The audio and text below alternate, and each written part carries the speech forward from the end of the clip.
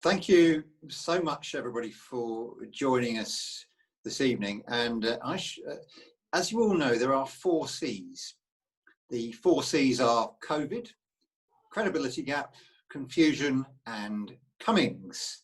Because COVID in this country suffers from an enormous credibility gap in the government's handling, which has led to huge confusion over what to do, all caused by Dominic Cummings.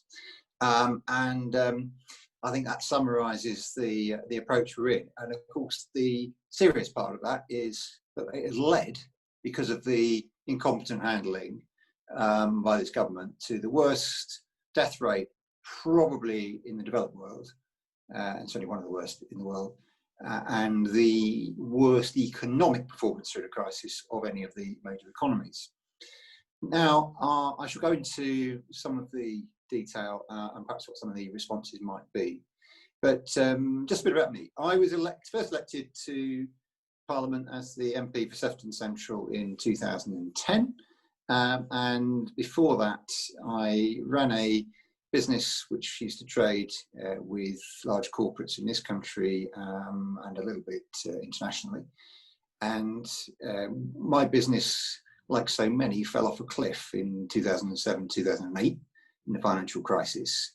So what businesses are going through now, my wife still runs a similar business to the one we had. What businesses are going through now is very familiar in some respects, given the complete loss of business and the cliff edge that businesses have experienced, and that has had a knock-on effect on their workers and on the ability to pay wages and bills, but much more seriously so, and potentially for much longer. And certainly the economic decline this time around is significantly worse, not just than that crisis, than any other in modern history. And that's a universal problem. It's not confined to this country, it's just been that much worse here. And we have to be serious about the response that we take to it, because we are now entering a phase where the government is committed to a change of policy. And I think that the concentration needs to be on 2 things.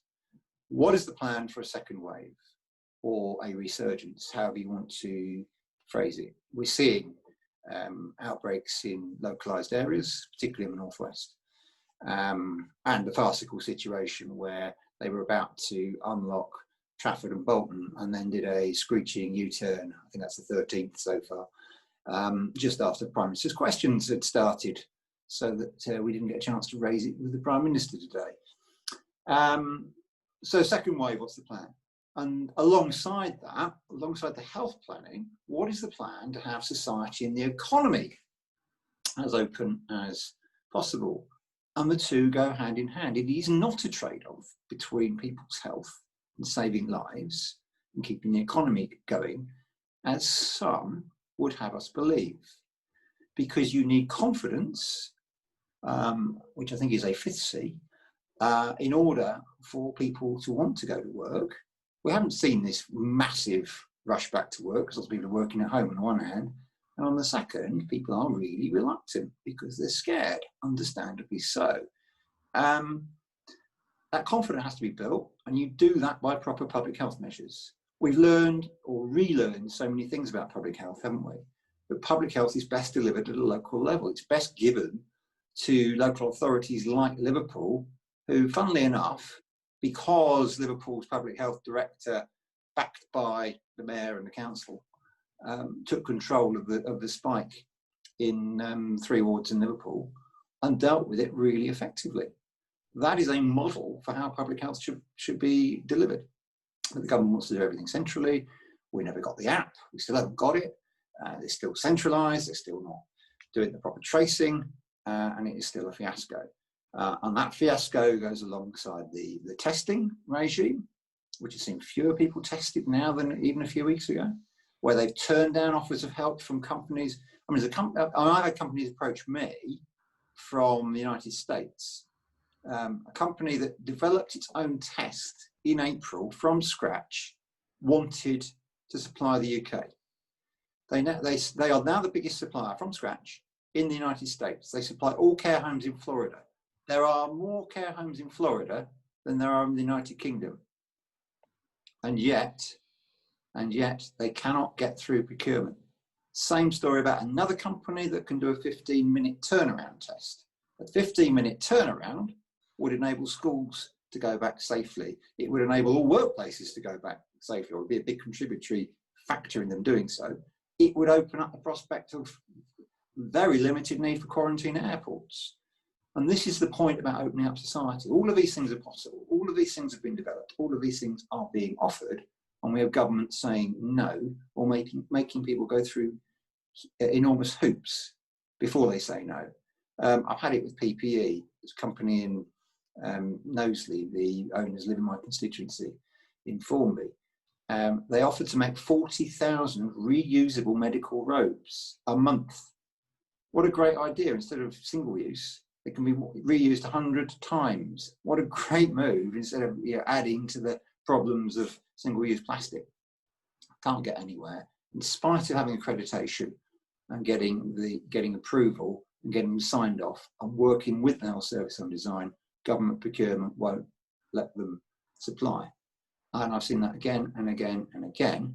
Meanwhile, we have this scandalous situation where people with connections to government ministers are given vast contracts in the hundreds of millions to supply PPE and tests, whether it's Circa on the test and trace side, or these companies, a company in Mauritius who happen to have on their board an advisor to the Department for International Trade, £250 million contract, 150 million of it for face masks that were unusable. This is what is going wrong and has gone wrong throughout, and it needs to be fixed if that confidence is to be built so that society and the economy can open. That's where we've got to, and that's what's got to change. So moving on to some of the business areas here. And I think in the city region, we are well placed again. There is a good plan longer term, because whether it's domestic or trade, and it will be a combination of both, we have to support our businesses. We have to give them that confidence, yes. That support needs to come through government and through local government to make things happen.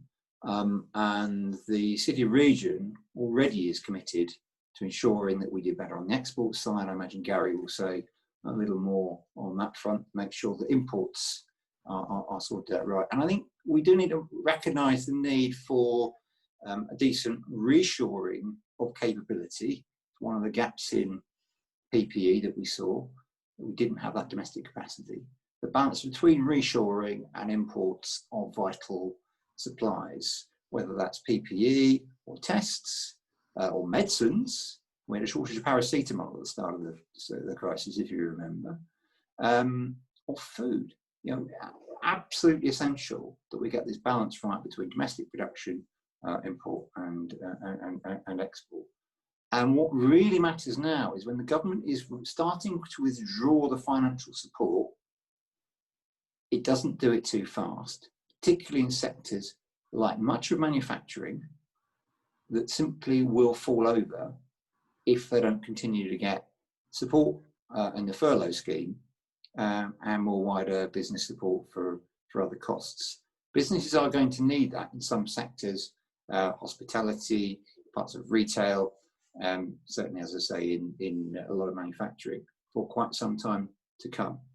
And that's without mentioning the up to 3 million people who've not had financial support, other than having to rely on £94 a week in universal credit. Those people who recently became self-employed, or who were between jobs, or who relied on short-term contracts in the creative sector, or paid themselves through dividend as owner managers of businesses, because that was the structure they were advised to do in the industry that they are in. Up to 3 million people. The largest all-party parliamentary group, probably in history, is called Excluded UK, because we all have dozens, if not hundreds, of constituents in this position where they've just been left behind or fallen through the gaps. And the government needs to support that group. It needs to support those sectors and those businesses that otherwise will go without, in order that we're in a position to recover alongside those public health measures that I've mentioned, and that much more appropriate approach to all of the elements of health support that are needed. Before I hand over to Gary, I will just say something about Brexit and the US trade deal. My colleague Paul Blomfield leads for us on Brexit in the international trade team.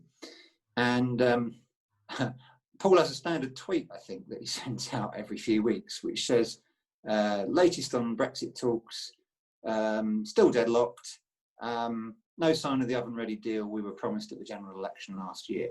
And that sums it up. It feels like the government is not interested in getting a deal, only in blaming other people for the lack of one. And this is going to be a disaster on top of COVID if there is not some kind of set of arrangements from the 1st of January about how supply chains continue to operate, how data transfers happen, how services work between the UK and the rest of Europe. And as to the chaos between Great Britain and Northern Ireland, yet again we had the Northern Ireland Secretary claiming there are going to be no physical checks in Northern Ireland. They're already putting them in place. They're already built them. I mean, the lies and misleading information are really quite something to behold. And I said I'd say something about the US. What we're seeing even more with the US, and it's true of the Japanese trade talks, it's true of talks with what's called the Comprehensive and Progressive Trans-Pacific Partnership, which is 11 countries on the Pacific Rim. There is no scrutiny. The government does not want MPs or business groups or trade unions or consumers to have sight of the detailed negotiation texts of these trade deals. Compare that with what goes on in America, and you get a very different story. Even in Trump's America, Congress, in its congressional committees, gets line-by-line scrutiny of the negotiating texts. So do the trade unions. The trade unions actually influence changes in trade agreements. The recent Mexico-US-Canada agreement was changed to challenge union busting in Mexico at the behest of American trade unions. In fact, the only reason we know what's going on in those trade talks is because the American trade unions are telling the TUC here. Solidarity from international trade unions is a wonderful thing. Never thought it would be so important when it comes to trade talks. We're supposedly an ally. And that is what we're up against at the moment. We have a government that is increasingly authoritarian, increasingly undemocratic, and increasingly disorganized and incompetent. It would be bad at any time, but in the middle of the worst pandemic in modern history, at the time of the most important, supposedly, trade negotiations, which should be about a free trade agreement with our nearest and biggest market, it is catastrophic. That, I'm afraid, is the reality of what we face. Scrutinising it, holding it to account, is a huge challenge. I think people are beginning to wake up, but there is a long way to go. And I think it becomes even more important, and this is a segue into Gary, that at a local level, we really make the most of what we have got, what power and authority, what resources we've got, and what relationships we've got between those within the public sector and the business community and the trade unions and civil society as well. Because if the government isn't going to do it, we need to step in. And I think that is the way forward at the moment. So hugely challenging, a really, really difficult time.